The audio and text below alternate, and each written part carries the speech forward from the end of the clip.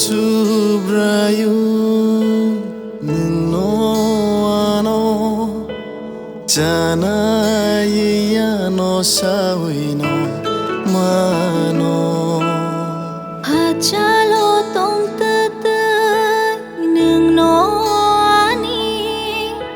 Wansung mano shaway mano Ani shamung Teleng lamano nung le Nai chomo Ani lamaro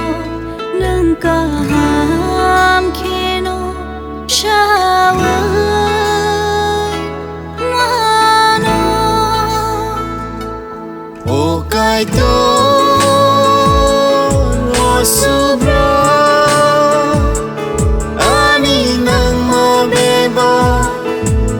Sai mano o bugra o Jesu ani paishude ning sai mano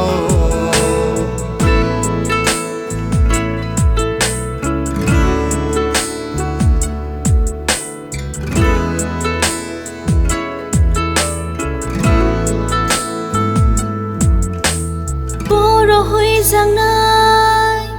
hai cơ khai thang giang nai nu horia boro hui giang nai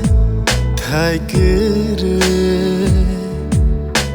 khai thang giang nai nu horia nâng nín fola bài khe Sapung hopung naik laya Ano naik chomo Ani saka birkitin Klayani tong no Nung le naik chomo O kaito Rosubra Ani nang mabeba Nung say mano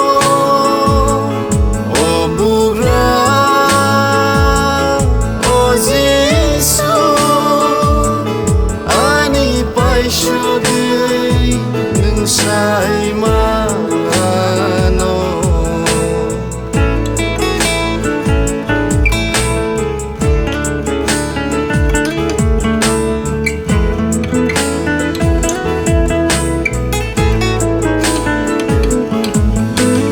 Hatai sakao boneng tonggo Habising hui jakbo Aro tongo Hatai shakawo Bonung tongo Habishing hui zagbo Aro tongo O sing saro Nini mokol ni kharu Hui jang nai thai kuru Ani